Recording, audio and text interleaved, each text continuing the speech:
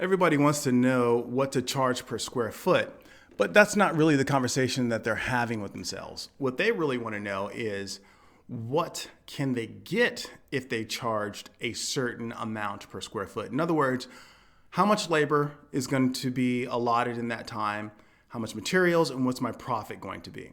So let's take a look at the Clean Proposals calculator so that you can figure out how to never over undercharge again and how powerful this tool is. So as you can see here, I have 3 different labor types, a trainer, inspector, and custodian.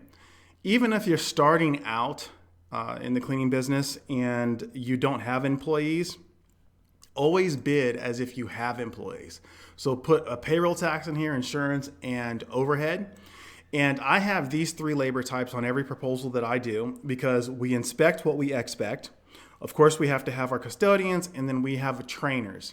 The reason why we have trainers at a minimum of twice a year is because there's a lot of turnover in this industry, and that training cost actually adds up, and most of us don't account for it. So I always have at least 2 training sessions per year per building, an inspector and a custodian. And as you can see here, the software will break down your cost per clean, your annual cost, and your monthly cost for each labor type. And if you want to get further under the hood here, just open up your cost details and you can see what's going into those costs. Now let's scroll down a little bit here and you see where it says janitorial labor cost 3. That is the subtotal of these 3 labor up here. So it's going to cost you $1,031 a month to perform these services. I've added some additional cleaning supplies at $50 a month. Let's add in here a tech fee because we have to pass on all of the expenses to our customers. And the tech fee is for things like this software. If you're using any accounting software, you've got to pass that technology fee on to your clients. And then we would put in a profit margin. Okay, so now here's my subtotal of my labor. My additional expenses is $1,131. Let's make some money. Let's say 30%. And then the software is telling you you're making $484.71. Now, that's cool if that's what you want to make, but let's say you think you can make $1,000 on this customer.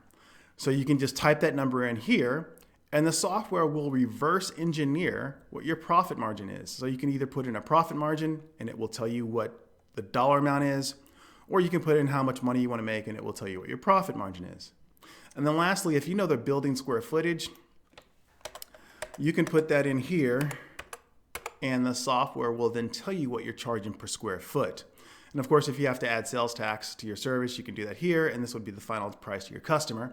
If you don't have sales tax, this is the final price to your customer. Now, this is what people really want to know. They want to know what they're getting for this square footage, this price per square foot. Our calculator now allows you to see everything.